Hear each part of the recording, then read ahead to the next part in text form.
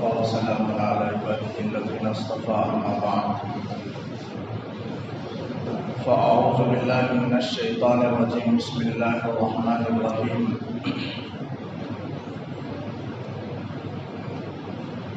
وبشر الذين آمنوا وعملوا الصالحات أن لهم جنات تجري من تحتها الأنهار كلما رزقوا منها من ثمرة رزقا قالوا هذا الذي رزقنا من قبل وأتوا به متشابها ولهم فيها أزواج مطهرة وهم فيها خالدون۔ بزرگان محترم،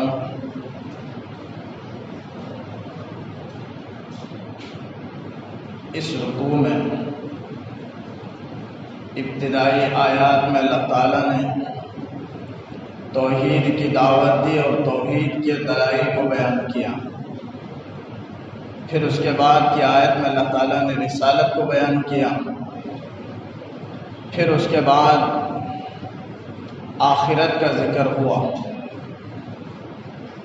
وبشر الذین آمنوا، اس سے پہلی آیت میں اللہ نے جہنم کا تذکرہ کیا اور فرمایا کہ فاتقوا النار التي وقودها الناس والحجارہ، جہنم کی آگ سے بچنے کے اللہ تعالیٰ نے تعلیم کی، تاکید کی۔ اور جب کبھی بھی اللہ تعالیٰ وعید کا، جہنم کا تذکرہ کرتا ہے تو ساتھ ساتھ اللہ تعالیٰ جنت کی اور جنت کی خوشخبری بھی ذکر کرتا ہے۔ جیسے ایمان کے ساتھ ساتھ عمل صالح کا ذکر ہے، چند چیزیں ہیں کہ جن کا ذکر اللہ تعالیٰ ساتھ ساتھ فرماتا ہے۔ جب بھی اللہ تعالیٰ اپنی عبادت کا حکم اکثر قرآن کریم کے آیات میں اپنی عبادت کا ذکر، اپنی عبادت اور بندگی کا حکم دیتا ہے تو ساتھ ساتھ والدین کے ساتھ حسن سلوک کا بھی تذکرہ کرتا ہے۔ اور جب کبھی بھی ایمان کا ذکر کرتا ہے تو ایمان کے ساتھ ساتھ عمل صالح کا بھی ذکر کرتا ہے، اس لیے کہ ایمان کے ساتھ عمل صالح کا ہونا ضروری ہے۔ ایمان ایک درخت ہے، جڑ کی طرح ہے، درخت کی طرح ہے، اور اعمال صالحہ اس پر لگنے والے شاخوں کی طرح ہے۔ لہذا درخت بغیر شاخ کے نہیں ہو سکتا، ویسے ایمان عمل صالح کے بغیر ہو تو سکتا ہے لیکن مومن کے شان کے خلاف ہے اور ادھورا ہے، ناقص ہے۔ لہذا ایمان کے ساتھ ساتھ عمل صالح کا ہونا بھی ضروری ہے۔ تو آیت میں اللہ تعالیٰ نے جہنم کا تذکرہ کیا تو اس کے بعد جنت کا بھی اللہ نے تذکرہ کیا اور فرمایا کہ خوشخبری دے دیجئے وبشر الذین آمنوا، ایمان والوں کو، وعملوا الصالحات، اور جو نیک عمل کیے ان کو آپ خوشخبری دے دیجئے کہ ان لہم جنات، کہ ان کے لیے باغات ہیں۔ جنات اصل میں جنت کا جمع ہے، جنت کے معنی عربی میں باغ کے ہیں، چونکہ وہ بھی باغ ہے جنت جو دیا جائے گا، لیکن اس میں درخت، یہ سب ہمارے اعمال صالحہ ہیں، ذکر و اذکار ہے، تسبیح ہے۔ آدمی جتنا تسبیح پڑھے گا، جیسے حدیث میں آتا ہے، ایک ایک سبحان اللہ پر جنت میں ایک ایک درخت لگا دیا جائے گا، ورنہ وہ ایسا باغ ہے، ایسا وسیع زمین ہے کہ چٹیل ہے، صاف ہے۔ اب آدمی کو زمین ضرورت، اگر اس میں باغ نہ ہو اور تعمیر اور مکان نہ ہو تو پھر آدمی کے لیے رہنا پوری سہولت کے ساتھ، سکون و اطمینان اور راحت کے ساتھ یہ نہیں ہو سکتا، ناممکن ہے۔ آدمی بے چینی محسوس کرے گا، حالانکہ جنت میں بے چینی نہیں ہے، لیکن اس قسم کی جو دنیا کی بے چینی ہے وہ نہیں۔ لیکن آخرت میں بھی اسے درخت کی، مکان کی، محلات کی، باغات کی ضرورت ہوگی، محسوس کرے گا آدمی۔ تو اب وہاں اللہ تعالیٰ، وہ بندہ تسبیح پڑھے گا تو ایک درخت لگ جائے گا۔ تو جیسے جیسے وہاں آدمی تعمیر کرنا چاہے، باغ لگانا چاہے، وہ دنیا ہی میں لگا لے، اس لیے کہ دنیا آخرت کی کھیتی کرنے کی جگہ ہے۔ اللہ کے رسول صلی اللہ علیہ وسلم نے فرمایا دنیا مزرعۃ الآخرہ، دنیا آخرت کے کھیتی کرنے کی جگہ ہے، یعنی آخرت میں جانے کے بعد وہاں درخت نہیں لگا سکتا۔ اب وہاں درخت لگانے کے لیے تو وہ زندگی جو ہے، وہ جگہ جو ہے، وقت جو ہے، وہ اسی دنیا کی زندگی ہے۔ آدمی یہاں بولے درخت کو، آدمی جتنا اعمال صالحہ کرے گا، ذکر تلاوت کرے گا، سب اعمال صالحہ کا اجر وہاں دیا جائے گا۔ جیسے سنت مؤکدہ کے سلسلے میں آتا ہے کہ 12 رکعات سنت مؤکدہ جو روزانہ ہے، فجر سے پہلے 2 رکعات ہے سنت ہے، ظہر سے پہلے 4 رکعت سنت، ظہر کے فرض کے بعد 2 رکعت سنت ہے، اور مغرب کے فرض کے بعد 2 رکعت سنت ہے، عشاء کے فرض کے بعد متصلاً 2 رکعت سنت ہے، تو یہ کل 12 رکعت ہوئی، یہ مؤکدہ ہے۔ سنت مؤکدہ کی جو کوئی پابندی کرے گا، اللہ تعالیٰ جنت میں اس کے لیے ایک محل تعمیر فرمائیں گے۔ اور پھر چاش کی نماز کے سلسلے میں بھی آتا ہے کہ پابندی کرنے سے اللہ تعالیٰ جنت میں ایک محل، اس ایک مکان اللہ تعالیٰ اس کے لیے تعمیر فرماتے ہیں۔ تو آدمی وہاں ضرورت ہوگی باغات کی، مکانات کی، محلات کی۔ تو یہاں یہ دنیا بونے کی جگہ ہے، آخرت بونے کی جگہ نہیں، وہاں آدمی نہیں کر سکتا، وہ تو کھیتی کاٹنے کی جگہ ہے، اور کھیتی بونے کی جگہ وہ دنیا ہی ہے۔ لہذا یہیں بولے، یہیں خوب اعمال صالحہ کر لے، جتنا آدمی آخرت میں چاہتا ہے ان سب کے لیے یہ دنیا ہی بنیاد ہے۔ دنیا کے اوقات بہت قیمتی لمحات میں ان کے مومن کے، مسلمان کے، اسے ضائع نہ کرے بلکہ آدمی اسے کام میں لائے۔ تو یہاں اللہ تعالیٰ نے ایمان والوں کو اور عمل صالح کرنے والوں کو خوشخبری دی کہ ان لہم جنات، کہ ان کے لیے باغات ہیں کہ تجری من تحتہا الانہار، جس کے نیچے نہریں جاری ہوں گی۔ ہو سکتا ہے جنت اونچی جگہ پر، مقام پر ہو، تخت پر انسان مومن کو بٹھایا جائے گا، اس کی رہائش گاہ ہوگی، پھر اس کے بعد اس کے نیچے میں جڑ میں یا درخت کے جڑ میں نہریں بہہ رہی ہوں گی، یا ہو سکتا ہے کہ کوئی اس کا محل اونچائی میں ہو اور اونچائی سے وہ کھڑے ہو کر دیکھ رہا ہو، اور نیچے میں جو باغات ہیں وہاں سے نہریں جا رہی ہوں۔ جیسے گزشتہ زمانوں کے جو بادشاہ ہوا کرتے تھے، حکمران، وہ ایسے جگہوں میں اپنے محلات کو بناتے تھے جہاں نہریں ہوں، اور پھر وہ محلات کے نیچے سے بازو سے نہریں بہتی ہوں، بالکل ٹھنڈی ہوائیں ہوتی ہیں، آب و ہوا تر و تازہ۔ لہذا اس زمانے کے بادشاہوں کی عادت ہوا کرتی تھی۔ ایسے ہی جنت میں بھی باغات ہوں گے، محلات آدمی کے ہوں گے، لیکن آدمی دیکھے گا، اور آدمی اسے پسند بھی کرتا ہے کہ بلند جگہ پر کھڑے ہو کر کے دیکھے، اور اس کی جگہ بلندی پر وہ ہو، اور نیچے میں پانی بہہ رہا ہو، اور دیکھنے میں آدمی اسے خوشنما لگتا ہے، اور اسے دیکھ کر کے خوشی محسوس کرتا ہے۔ تو اللہ تعالیٰ نے یہاں نعمتیں بیان فرمائی۔ یہ اللہ تعالیٰ نعمتیں اس لیے بیان کرتا ہے تاکہ بندوں کو ترغیب ہو، ایمان عمل صالح کی طرف رغبت کریں، اور ان نعمتوں کے اور جنت کے وہ مستحق بن سکے۔ اس لیے اللہ تعالیٰ قرآن مجید میں نعمتوں کو بیان کرتا ہے، اور وہی جہنم کی اس لیے بیان کرتا تاکہ اسے ڈر کر کے جہنم سے بچ جائیں۔ یہ اللہ کا بڑا احسان ہے، اللہ تعالیٰ نے جنت کے، جہنم کے عذابات کا بھی پورا ذکر کر دیا، اور جنت کی نعمتوں کا بھی اللہ نے ذکر فرمایا۔ صرف آیت میں چند نعمتوں کا ذکر ہے، بے شمار نعمتیں جنت میں ہوں گی، لیکن یہاں صرف باغات کا اللہ نے ذکر فرمایا، نہروں کا اللہ نے ذکر فرمایا، اور بیویاں ہوں گی، بیویوں کا اللہ نے تذکرہ کیا۔ تو آیت میں 2-3 نعمتوں کا اللہ نے تذکرہ کیا کہ ان کے لیے باغات ہوں گے جس کے نیچے نہریں جاری ہوں گی۔ کلما رزقوا منہا من ثمرۃ الرزق، جب بھی وہ جنت کے باغات میں سے رزق بطور رزق کے پھل دیے جائیں گے، تو قالوا، وہ کہنے لگیں گے، ھذا الذی رزقنا من قبل واتوا بہ متشابہا، یہ تو وہی رزق ہے جو اس سے پہلے ہم کو دیا گیا۔ واتوا بہ متشابہا، اور ان کو دیے جائیں گے ہم شکل پھل۔ کیا مطلب ہے؟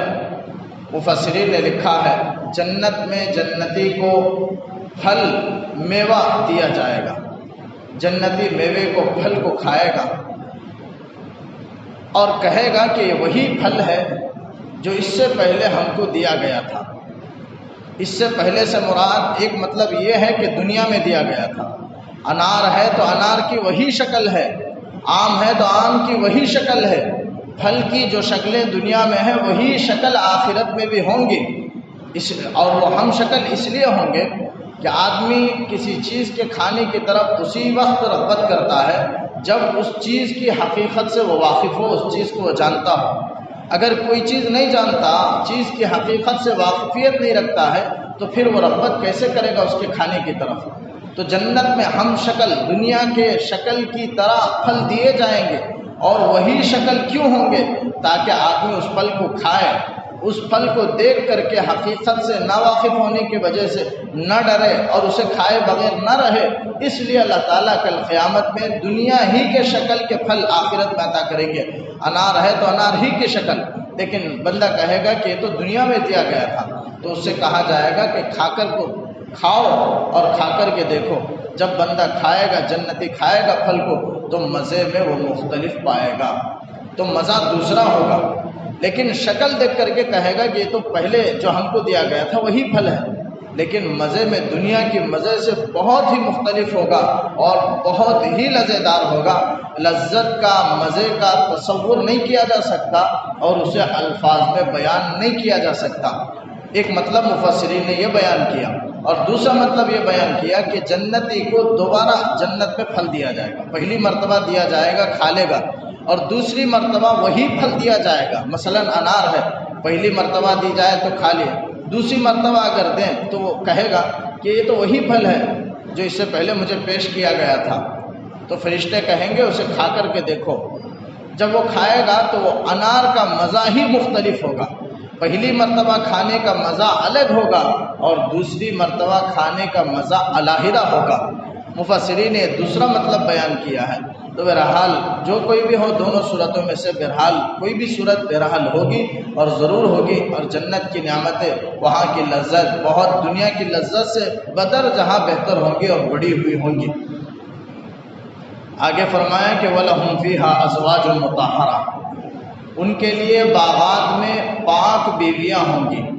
ازواج زوج کی جمع ہے، جوڑے کو کہتے ہیں۔ مرد ہے تو ان کے لیے عورتیں، عورت ہے تو ان کے لیے مرد، وہی جو دنیا میں مرد تھے وہی ان کے لیے پیش کیے جائیں گے۔ بہرحال بیویاں ہوں گی، پاک ہوں گی۔ فرمایا مطہرہ، صفت بیان کی کہ پاک ہوں گے گندگیوں سے، ظاہری گندگیوں سے بھی پاک ہوں گے، باطنی گندگیوں سے بھی پاک ہوں گی۔ ظاہری گندگی جیسے عورتوں کی جو ماہواری جسے کہا جاتا ہے، نجاست غلاظت نہ جو کا وقت ہوتا ہے، جسے ہم پیریڈ کا زمانہ بھی کہتے ہیں، وہ نجاست کا وقت ہے، نجاست کا زمانہ ہے، گندگی کا زمانہ ہے۔ وہ گندگی سے بھی عورت پاک ہوگی۔ اسی طرح جسم کی جو بھی گندگیاں ہوں، نکلنے والی ہوں، چاہے وہ سبیلین سے نکلنے والی ہو، ہوا کا خارج ہونا ہو، پیشاب پاخانہ کا ہو، یا تمام گندگیوں سے، یا ناک کی بدبو ہو، منہ کی بدبو ہو، دانتوں کی بدبو ہو، ان سب سے پاک و صاف، ظاہری گندگیوں سے پاک و صاف بیویاں حوریں اسے عطا کی جائیں گی۔ اور باطنی گندگیوں سے بھی پاک ہے۔ باطنی یعنی اخلاقی گراوٹ سے بھی پاک ہوں گی، بد اخلاقی نہیں ہوں گی، جھگڑالو نہیں ہوں گی، زبان درازی کرنے والی نہیں ہوں گی، روٹھنے والی، ناراض ہونے والی نہیں ہوں گی، اپنے عفت کی حفاظت کرنے والی ہوں گی۔ جیسے دنیا میں عورت کہ اپنی عصمت کی، اپنی حفاظت کی، اپنی عصمت کی حفاظت نہ کرے، اپنی عفت کی حفاظت نہ کرے تو یہ تو خیانت ہے۔ تو خیانت سے بھی پاک و صاف ہوگی، جو باطنی مرض ہے، باطنی گندگی ہے، تو ان تمام گندگیوں سے پاک و صاف ہوگی۔ عورت صورت سے بھی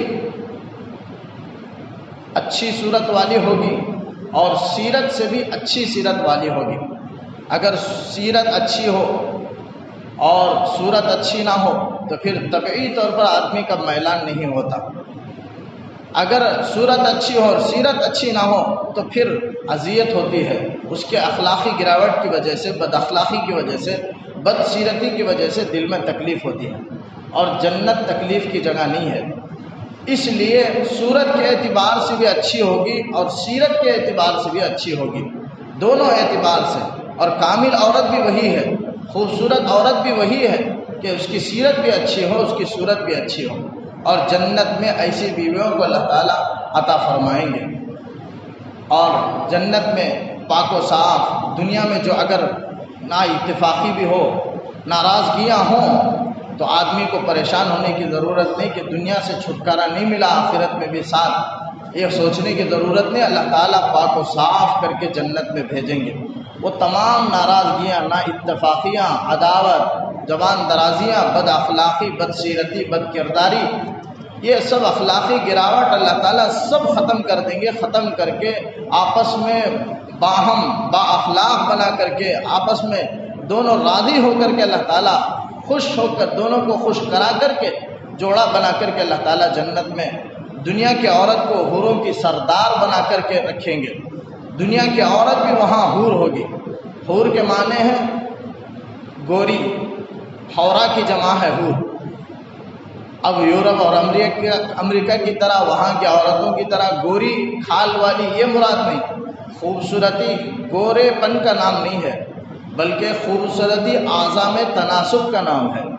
اعضاء ہاتھ پیر برابر ہوں اور متناسب ہوں، جیسے ہونا چاہیے، اس میں کمی بیشی نہ ہو، کوئی فرق نہ ہو، آنکھوں میں، ناک میں، چہرے کی بناوٹ میں، سر کی بناوٹ میں، جسم کے اعضاء کی بناوٹ میں، انگلیوں میں تناسب ہو، یہ خوبصورتی ہے۔ گورے پن کا نام خوبصورتی نہیں، بلکہ اعضاء میں تناسب کا نام خوبصورتی ہے۔ تو کل قیامت میں بہرحال گوری بھی ہوں گی اور اعضاء میں تناسب بھی ہوگا، کوئی عیب نہیں ہوگا جسم کے اندر۔ ایسے پاک و صاف بنا کر کے اللہ تعالیٰ کل قیامت میں جنت میں عطا فرمائیں گے۔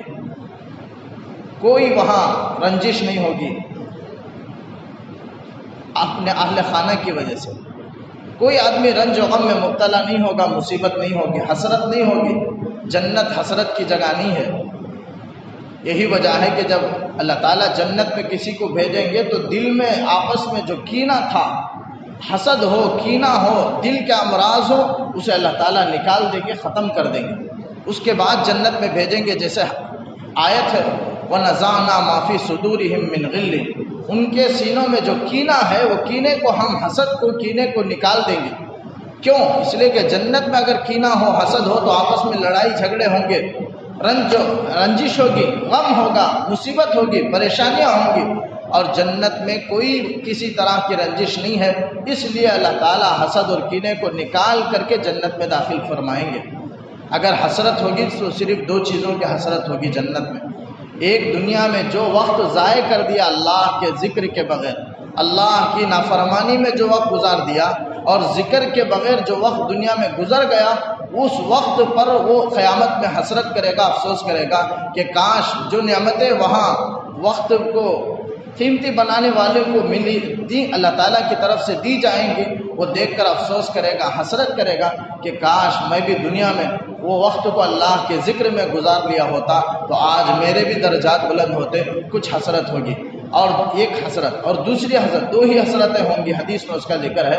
اور دوسری حسرت ہوگی کہ دنیا میں کوئی کسی شخص نے اللہ سے دعا مانگی لیکن وہ دعا اس کی قبول نہ ہوئی تھی ایک مصلحت کی وجہ سے، اور اللہ تعالیٰ کل قیامت میں اس دعا کا بدلہ دیں گے۔ تو جو بدلہ دیں گے وہ بدلے کو دیکھ کر دوسرا شخص تمنا کرے گا کہ کاش میری بھی دعائیں قبول نہ ہوتی اور آج بھی اس کی طرح مجھے انعام اور خوب نوازا جاتا تو بہتر ہوتا۔ آدمی حسرت کرے گا، لیکن یہ حسرت میں بھی تکلیف نہیں ہوگی، یہ حسرت میں بھی رنج اور غم نہیں ہوگا۔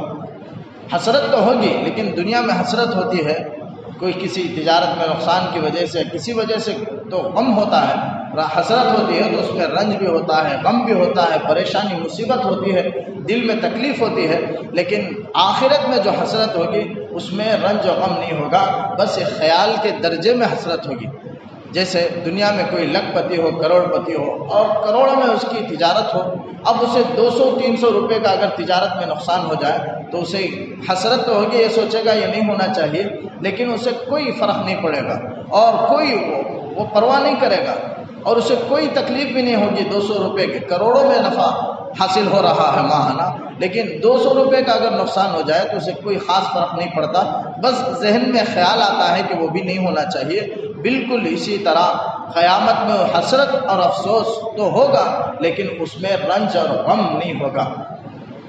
ایسے اللہ تعالیٰ جنت میں پاک و صاف جنت کی جگہ کو اللہ نے بنایا، اور انسان کو ایسا پاک و صاف بنا کر کے اللہ جنت میں داخل فرمائیں گے۔ دنیا میں عورتیں ہوتی ہیں، بدصورت بھی ہوتی ہیں، بدسیرت بھی ہوتی ہیں، آخرت میں نہیں ہوں گی۔ وَلَهُمْ أَزْوَاجٌ مُطَهَّرَةٌ، پاک بیویاں ہوں گی، ہر طرح سے پاک، ظاہری اور باطنی اعتبار سے پاک، لیکن دنیا میں بدصورتی، بدسیرتی. لیکن اگر بدسیرتی ہے تو سیرت کو بدلایا جا سکتا ہے. سیرت کو تعلیم دے کر کے، دینی ماحول میں رکھ کر کے، تعلیم سے، قرآنی تعلیمات سے آراستہ و پیراستہ کر کے، مشکل تو ہے لیکن ناممکن نہیں ہے. سیرت کو، عادت کو گناہوں سے نیکی کی طرف لا سکتے ہیں، بدل سکتے ہیں. لہذا اگر کسی کو بد سیرت عورت مل گئی ہو، گرچہ یہ والدین کی ذمہ داری تھی کہ اپنی اولاد کی اور اپنی لڑکیوں کی صحیح تعلیم و تربیت کرے، ان کی ذمہ داری ہے، لیکن اگر والدین سے غلطی ہوئی اور شوہر تک لڑکی پہنچ گئی اور بد سیرت ہے، بد اخلاق ہے، تو اب یہ نہیں ہے کہ والدین کی ذمہ داری تھی، شوہر بری الذمہ ہے، ایسا نہیں، بلکہ اب شوہر کی ذمہ داری ہے. والدین کی ذمہ داری سے نکل کر کے اب شوہر کی ذمہ داری میں آئی ہے. اب شوہر کی ذمہ داری ہے کہ اس کے اندر نیک سیرتی پیدا کرے، بد سیرتی کو، بد اخلاقی کو ختم کرے، دینی ماحول میں رکھے، نمازی بنانے کی کوشش کرے، اور دینی ماحول پیدا کرنے کی اور دینی اسباب پیدا کرنے کی کوشش کرے، گناہوں کے اسباب کو اسے دور رکھے، پردہ کرائے. یہ سب شوہر کی ذمہ داری ہے. تو نیک بدصورت ہے تو صورت کو اچھی نہیں کر سکتے، بس جسے بدصورت مل جائے اسے صبر کرنا پڑے گا، اس لیے کہ اللہ کا فیصلہ ہے. اور ایک تو دنیا کی 2 روزہ زندگی ہے، کسی نہ کسی طرح کٹ جائے گی. بس آدمی صبر کر کے اللہ کے فیصلے پر راضی رہ کر کے دنیا کی زندگی کو کاٹ لے تو پھر آخرت میں وہ خوبصورت بنا کر کے پیش کی جائے گی. وہ بدصورت ہی نہیں رہے گی، وہ دنیا کے اعتبار سے بدصورت ہے لیکن آخرت میں خوبصورت بنا کر کے پیش کی جائے گی. بلکہ ہر ہفتہ جنتیوں کے لیے ایک بازار لگے گا حسن و بڑھانے کا. صرف مرد جائیں گے، وہاں بھی عورتیں نہیں جائیں گے، اپنے گھروں میں رہیں گی. بس مرد اس بازار میں جائیں گے تو ان کا حسن اور بڑھ جائے گا. ہفتے میں 1 مرتبہ وہ بازار ہوگا. اس بازار کا نام ہے سوق الحسن. حسن کے معنی خوبصورتی، خوبصورتی کے بازار. وہاں مختلف قسم کی خوبصورتیاں لگے ہوئے ہوں گی. آدمی جائے گا اور جس خوبصورتی کو دیکھ کر کے وہ پسند کرے گا وہ انسان کے چہرے میں فٹ ہو جائے گا اور آدمی اس طرح بن جائے گا، خوبصورت ہو جائے گا. جب وہ اپنے گھر آئے گا، محل آئے گا اور اپنی بیوی، اپنے حوروں سے ملے گا تو بیویاں کہیں گی کہ تمہارے حسن میں اور اضافہ ہو گیا.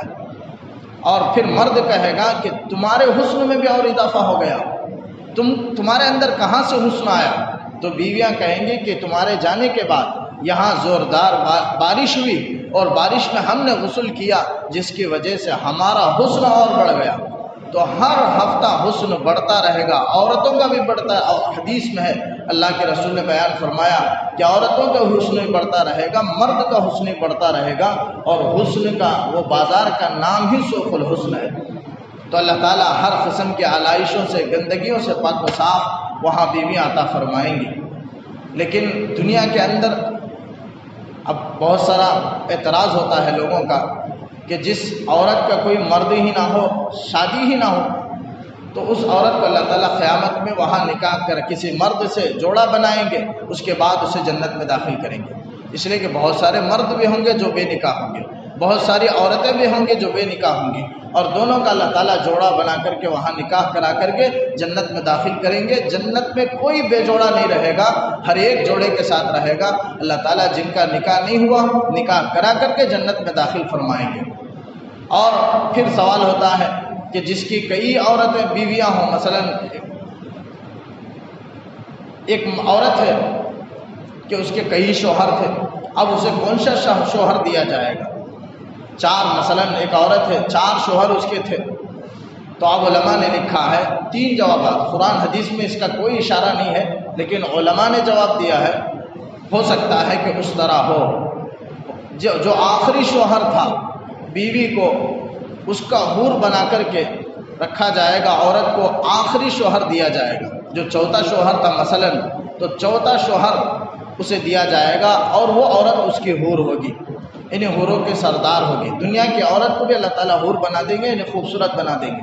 حور کا معنی ہے خوبصورت، خوبصورت بنا دیں گے. پھر اس کے ساتھ عورتوں کی، حوروں کے سردار اللہ دنیا کی عورتوں کو بنا دیں گے اور اس کے ساتھ رکھیں گے. اور ایک جواب تو یہ ہے، بعض علماء نے دوسرا جواب دیا ہے کہ عورت کو اختیار دیا جائے گا، جون سا شوہر کو پسند کرنا چاہے پسند کر لے، اس کے ساتھ رہے۔ اور تیسرا جواب علماء نے یہ دیا ہے کہ جو 4 شوہریں کسی عورت کے ہوں مثلا، ان میں جو با اخلاق ہے عورت کو، اس کا شوہر، عورت کا اسے شوہر بنا دیا جائے گا، اس مرد کو شوہر بنا دیا جائے گا، اور عورت اس کے ساتھ رہے گی جس کے اخلاق بہت اچھے ہوں چاروں میں۔ بہرحال یہ 3 جوابات دیے ہیں، لیکن قرآن حدیث میں اس کا کہیں بھی ذکر نہیں ہے کہ کون سی وہ عورت کے لیے کون سا شوہر ہوگا، لیکن یہ علماء نے بیان کیا۔ عورت انتقال کر جائے دنیا میں تو دنیا میں تو تعلق ختم ہو جاتا ہے، لیکن پھر آخرت میں اللہ تعالیٰ ملائیں گے، لیکن دنیا کے اعتبار سے، احکامات کے اعتبار سے عورت جدا ہو جائے گی۔ مثلا عورت کا انتقال ہو جائے تو اب شوہر ہاتھ نہیں لگا سکتا، چھو نہیں سکتا، نکاح ختم ہو جاتا ہے، لیکن دیکھ سکتا ہے۔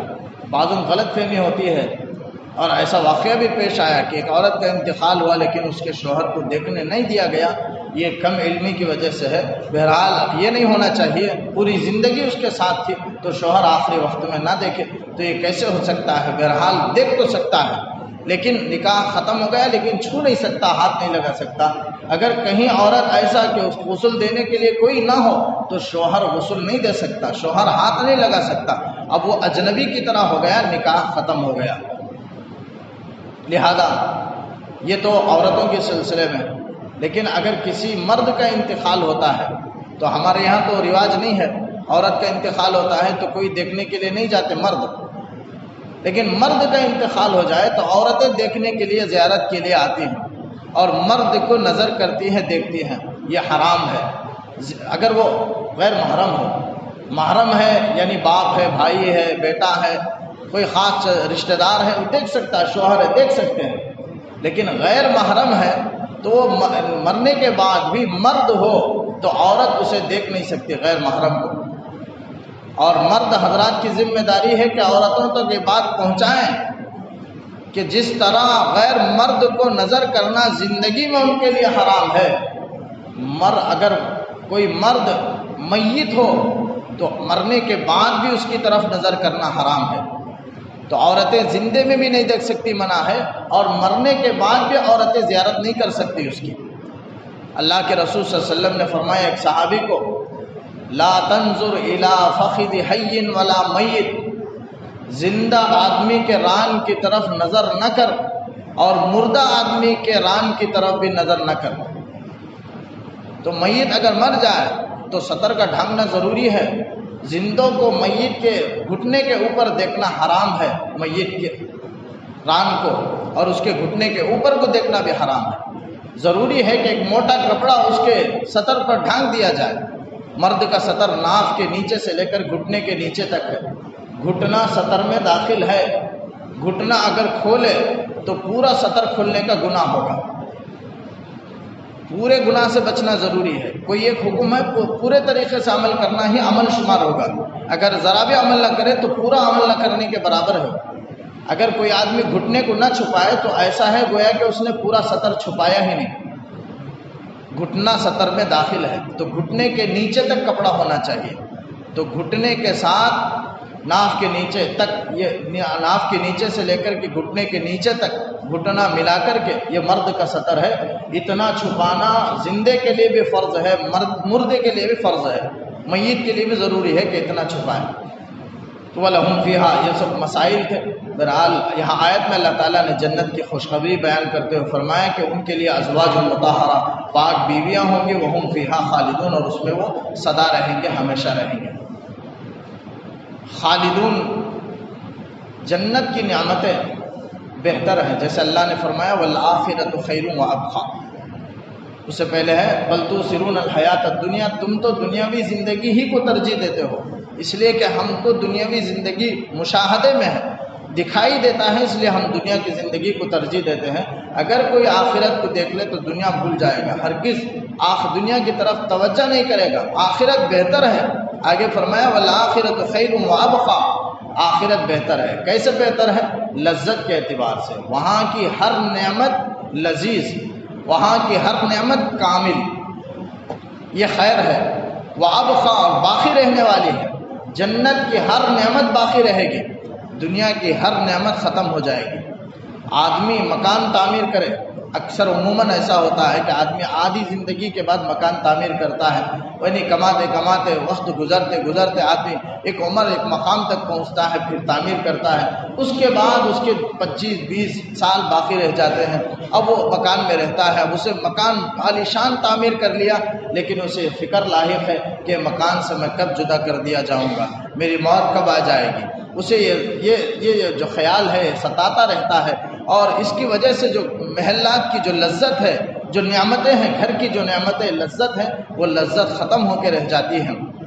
جو گھر کی جو عالیشان گھر ہے اس کی جو لذت ملنی چاہیے وہ نہیں ملتی، اس لیے کہ آدمی کو ساتھ میں ایک اندر فکر ایک ستا رہی ہے اور ایک خیال ستا رہا ہے، وہ یہ کہ آدمی بس اس سے چند دن فائدہ حاصل کرے گا، اس کے بعد تو اسے یہ گھر چھوڑنا ہے، یہ دنیا کی نعمتیں اسے فنا ہونے والی ہیں، یا تو میں اس سے اٹھا لیا جاؤں گا، میں جدا کر دیا جاؤں گا، یہ لذت اسے ستاتی ہے، لیکن آخرت میں یہ نعمت اسے نہیں ستائے گی۔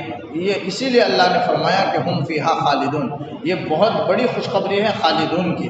یہ ہم معمولی پڑھ لیتے ہیں ہم فیہا خالدون، لیکن اس کے اندر اللہ نے بڑی خوشخبری سنائی، وہ یہ کہ جنت کی نعمتیں تمہیں ملنے کے بعد وہ نعمتیں تم سے نہیں چھینی جائیں گی، وہ نعمتیں دائمی ہوں گی، ہمیشہ ہوں گی، ہمیشہ ہمیشہ تم جنت میں رہو گے۔ تو پھر آپ خوب وہاں کی لذت حاصل کرے گا، خوب مزے حاصل کرے گا، اسے کوئی فکر نہیں ہوگی، ختم ہونے کی ایک فکر رہتی ہے۔ اگر مکان کی اگر کوئی لذت ہو تو اسے جدا ہونے کی ایک فکر رہتی ہے، وہاں وہ فکر نہیں ہوگی۔ اس کو اللہ تعالیٰ نے وہ عظیم نعمت کو اللہ نے وہ فکر کو دور کرنے کے لیے اللہ نے فرمایا کہ ہم فیہا خالدون، وہ جنت میں ہمیشہ ہمیشہ رہیں گے۔ تو جنت کی نعمتیں ایک تو خیر بھی ہیں، یعنی کامل بھی ہیں اور خوب لذت رکھنے والی ہیں، اور اب خواب باقی رہنے والی ہیں، ختم ہونے والی نہیں۔ یہی دنیا کی اور آخرت کی نعمتوں میں فرق ہے کہ دنیا کی نعمت کی لذت بہت کم ہے، لیکن آخرت کی نعمت کی لذت بہت زیادہ۔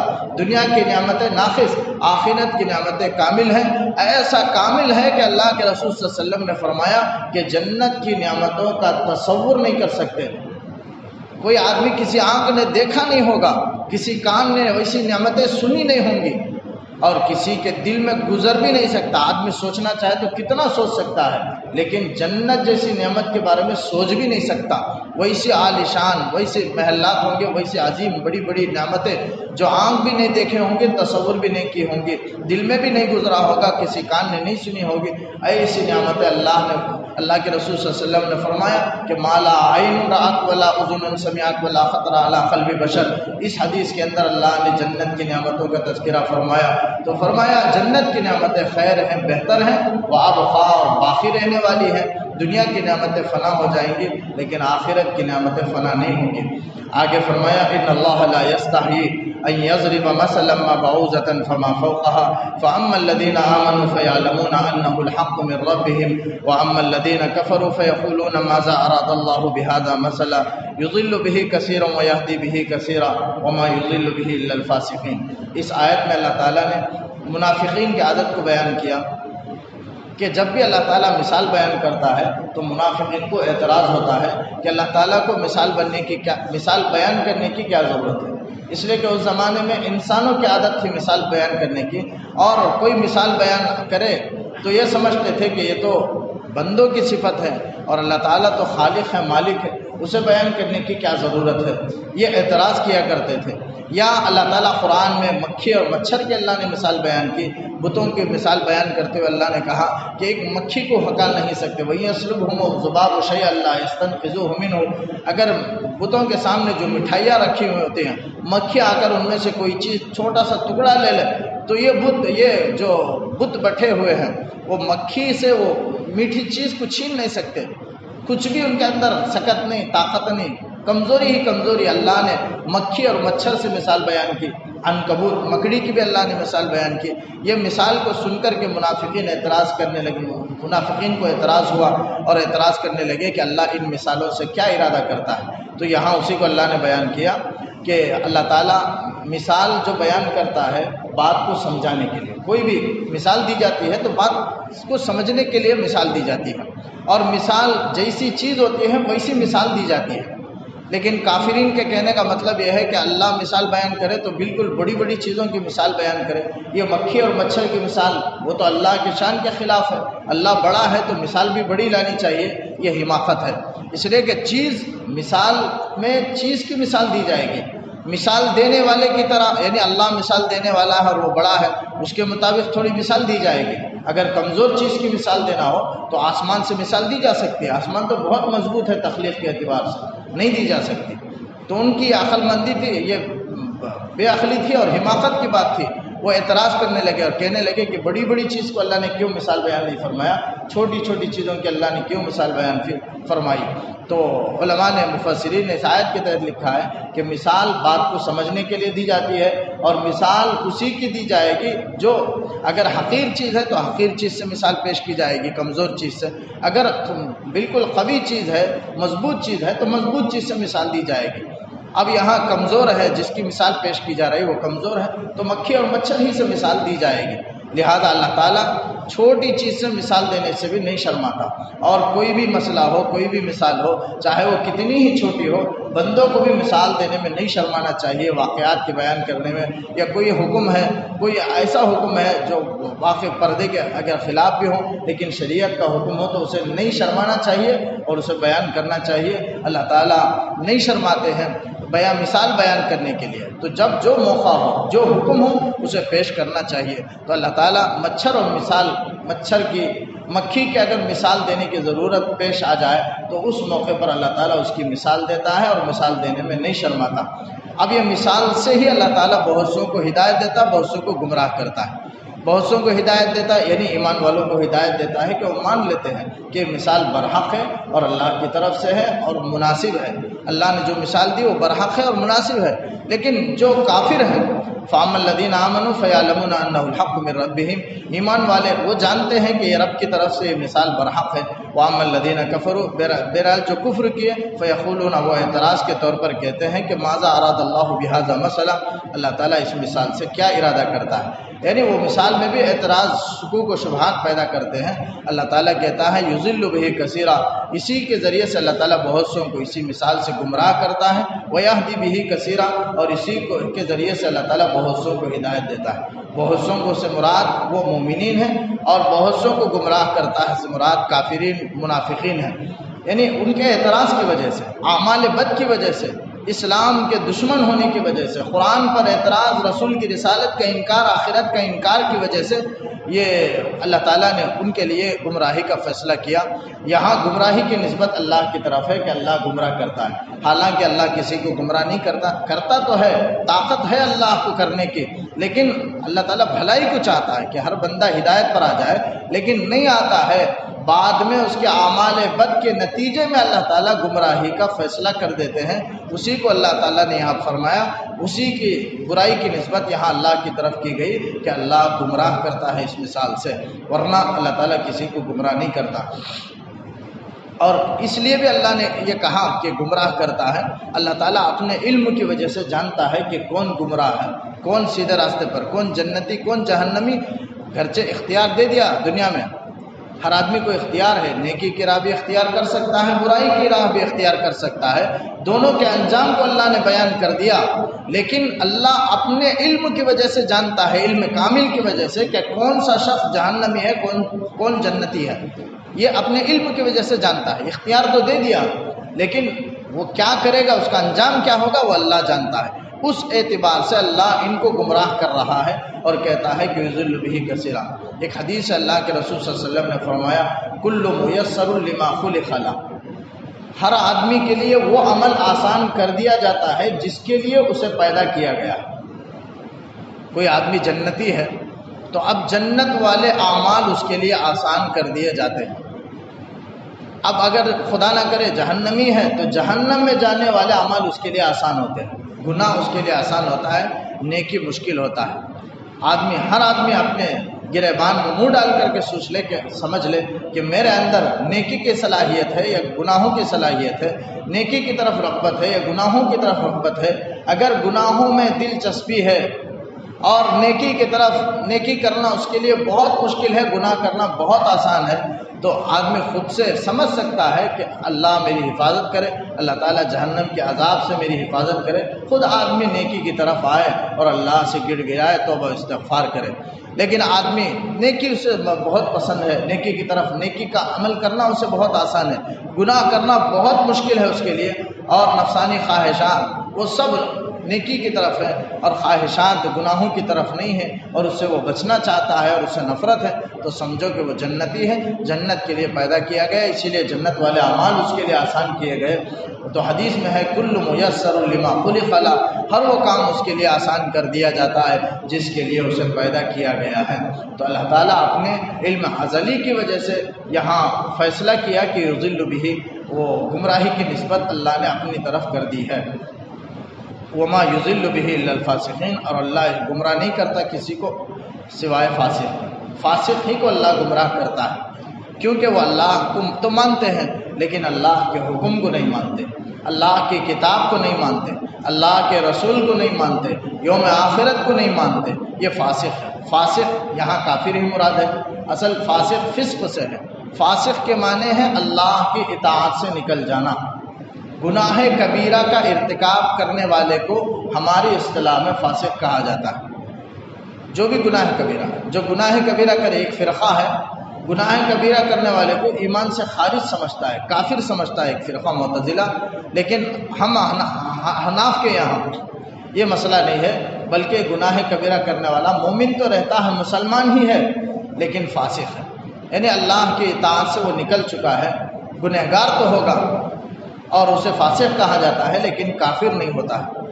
ہاں کافر اس وقت ہوگا جب گناہ کرے لیکن اسے حلال سمجھ کر کے کرے، کوئی آدمی قتل حرام ہے لیکن کوئی حلال سمجھ کر کے کرتا ہے تو پھر کافر ہو جائے گا۔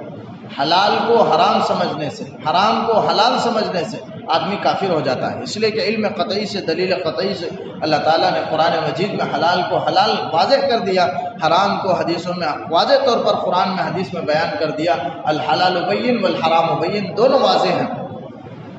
اس کے باوجود کوئی حلال کو حرام سمجھتا ہے تو گویا اللہ کے فیصلے کو نہیں مان رہا ہے، لہذا وہ کافر ہو جائے گا۔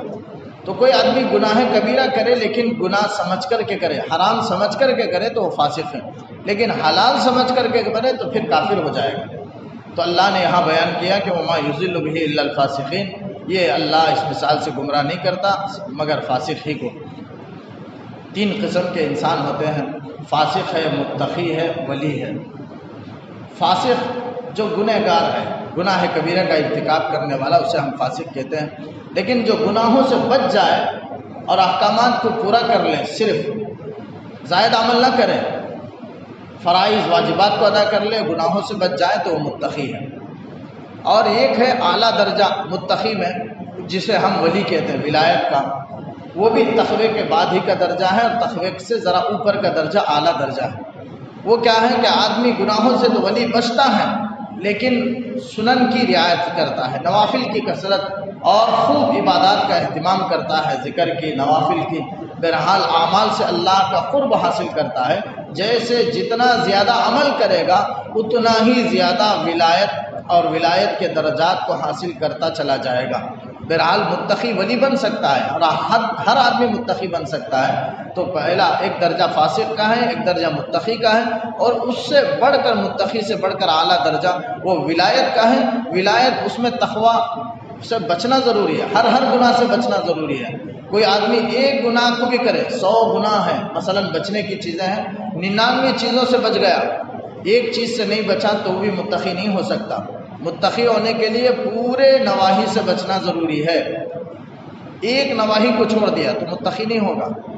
حدیث میں آتا ہے، اللہ کے رسول صلی اللہ علیہ وسلم نے فرمایا کہ کوئی آدمی گناہ کرتا ہے، چوری کرتا ہے تو ایمان اس سے ہٹ جاتا ہے، سلب ہو جاتا ہے، اس لیے کہ چوری ایمان کے مناسب نہیں، یہ تو کفر کے مناسب عمل ہے، ایمان کے منافی عمل ہے، اور منافی عمل، خلاف عمل کوئی کرتا ہے تو ایمان ہٹ جاتا ہے۔ چوری ہے، زنا ہے، قتل ہے، یہ سب ایمان کے منافی عمل ہیں، آدمی کرتا ہے تو ایمان ہٹ جاتا ہے، ایمان سلب ہو جاتا ہے۔ پھر اس کے بعد جب گناہ سے آدمی فارغ ہو جاتا ہے تو پھر ایمان اس کے پاس واپس آ جاتا ہے۔ تو یہ ایمان کے سلسلے میں اللہ کے رسول صلی اللہ علیہ وسلم نے فرمایا کہ مومن کی شان نہیں ہے کہ وہ گناہ کرے، اور گناہ ہو جائے تو توبہ کرے، وہ متقی ہے۔ انسان ہونے کی وجہ سے گناہ ہو سکتا ہے، لیکن گناہ ہو جائے تو فوراً توبہ کر لے، وہ بھی متقی ہے۔ اور اس کے بعد کا درجہ ولایت کا ہے۔ پھر اس کے بعد اللہ نے الذین ینقضون سے فاسقین کی صفات کو اللہ نے بیان کیا۔ اللہ تعالیٰ فاسق سے ہم سب کی حفاظت فرمائے، متقی بنائے اور مومن بنائے، تابعدار فرمانبردار کی فہرست میں اللہ ہمیں شمار کرے۔ وآخر دعوانا الحمدللہ رب العالمین۔ اللهم صل على سيدنا محمد وعلى آل سيدنا محمد وعلى آل سيدنا محمد وبارك وسلم عليه۔ ربنا آتنا في الدنيا حسنة وفي الآخرة حسنة وقنا عذاب النار۔ ربنا ظلمنا أنفسنا وإن لم تغفر لنا وترحمنا لنكونن من الخاسرين۔ اللهم نور قلوبنا بالقرآن وزين أخلاقنا بالقرآن ونجنا من النار بالقرآن وادخلنا في الجنة بشفاعة القرآن۔ اللهم زدنا ولا تنقصنا وأكرمنا ولا تهنا وأعطنا ولا تحرمنا وآثرنا ولا تؤثر علينا وأرضنا عنك وارض عنا۔ وصلى الله تعالى وسلم على خير خلقه ونور عرشه سيدنا ومولانا محمد وعلى آله وأصحابه